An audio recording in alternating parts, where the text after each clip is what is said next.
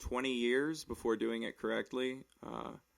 I can say that if you are upset because you're like, I put in a lot of effort, I've tried 100 ways, I feel you. I feel you. I was in track from high school, and then I went into the military and stayed in shape ish as far as physically afterwards, and apparently was never treating my body really correctly. Um, and so now that I am, it's interesting how little effort and how much better it feels. And so if you are in the beginning stages of working out and you're just like, oh my gosh, I'm in so much pain, well, slow down. You don't need to go fast when you're changing your body. You want to go slow, intentional, check in every day, and talk with yourself about what you did and how you did it. And never, ever, ever, ever skip stretching at the end of the workout. You will... Oof. I ended up having the entire left side of my my back was basically built out into a hump of inflamed muscle tissue that was so bad that it was compressing my organs to the point where it was causing urinary issues, it was causing constipation, it was causing all sorts of gas pains. It was locking massive amounts of gas in my body, and so I kept getting crazy sharp gas pains every night in my chest, and I couldn't figure it out. I was taking Tums, I was doing all these things, and none of it was working, and I was like losing my mind. I was like, this is nuts. I'm stretching, I'm hydrating, I'm doing all these things. What's going on? And it's because I had too much tension in my body. For me, it took a combination of foam roller, yoga, massage gun, and drinking electrolytes every night and every morning. Lots of greens. Suja was the fruit juice that I used from Costco. If anybody is looking for a good green, that is a good green by my standard. I don't know about your standard, but that one worked pretty well for me. Kombucha to help with your probiotics, with the health in your stomach. You want a healthy gut, especially just because, but also during this process, it is vitally important because of how many things that your body's going to be moving around and adjusting. And so you want your body to be in the most homeostasis level possible. I will give you a heads up for those who will be going down the detox stretch, you know what, I'm going to do the thing vibe. It's going to suck at first.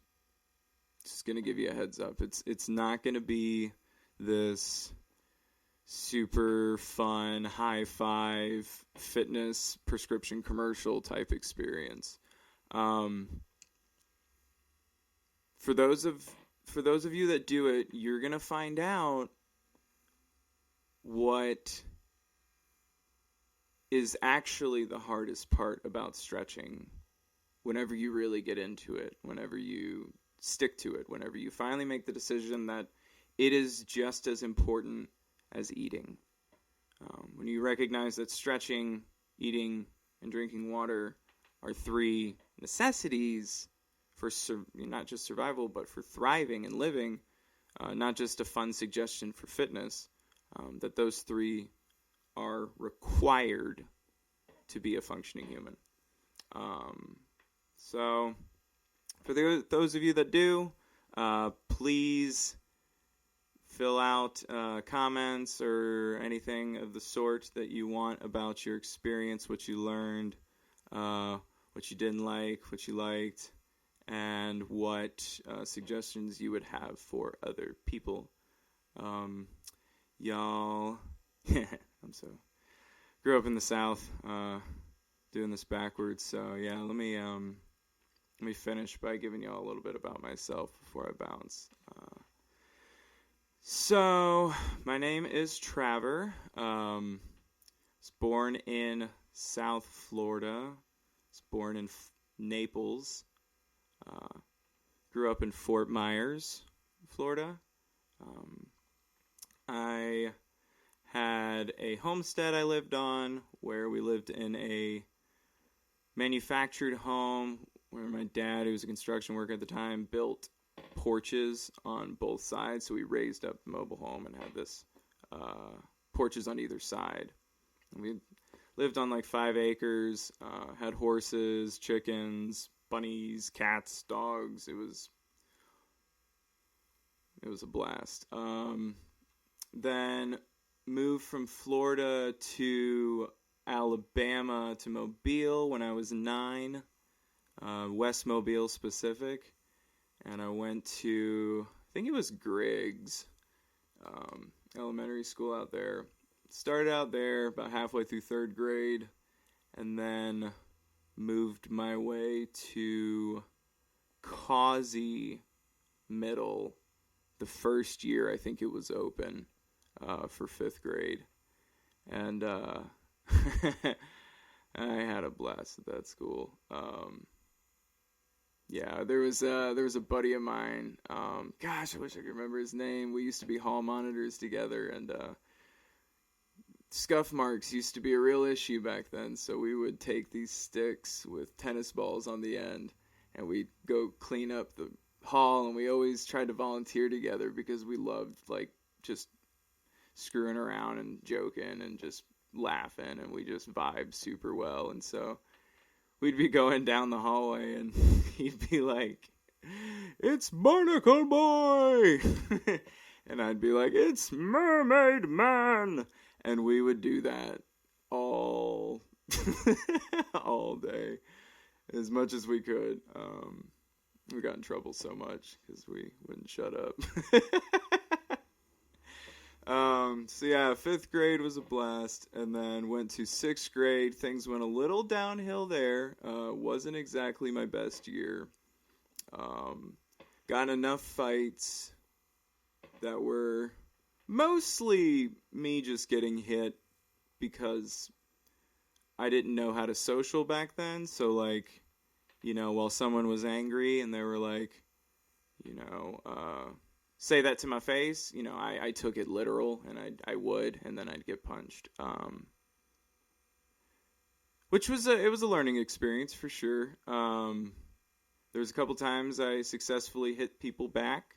I don't even think I won a fight in the 6th grade. Oof, yeah, it was a tough year.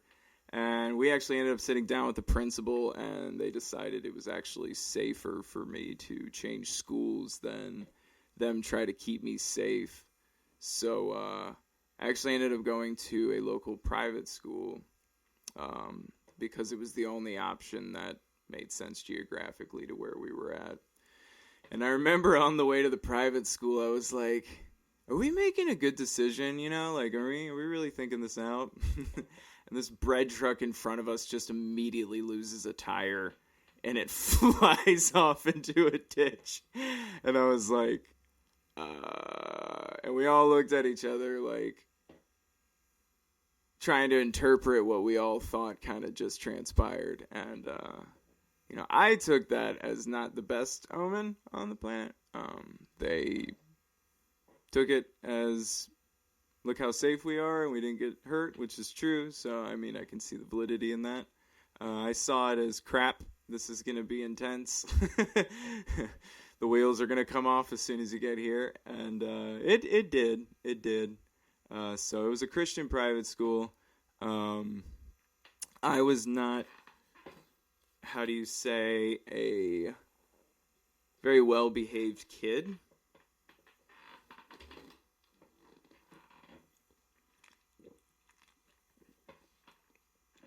I was not a very well-behaved kid. I was a mischievous one, and at this private school, they were very strict, very, very strict about Well, pretty much everything. You had to wear socks that had the private school logo on them. You had to wear a certain shoe type. Had to be like penny loafers or dress shoes. You had to wear the particular colored uniform slacks.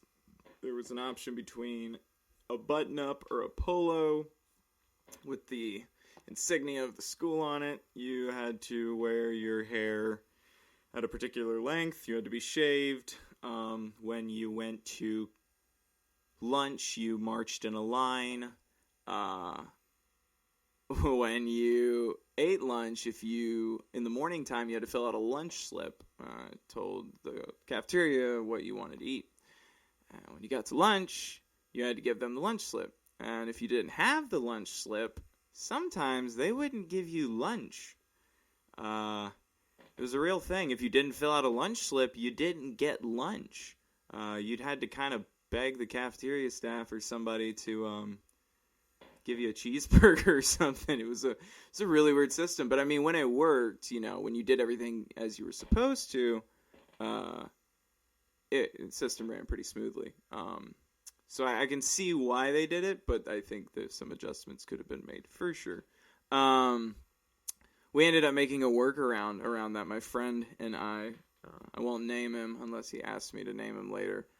We used to mess with the system a bit, as you will. So being the mischievous one, I really enjoyed when we would get the lunch slips. So one of us would either sneak into a classroom or distract the teacher, and the other one would go grab the lunch slips, and we'd fill out a bunch of lunch slips for, say, cheeseburgers, right?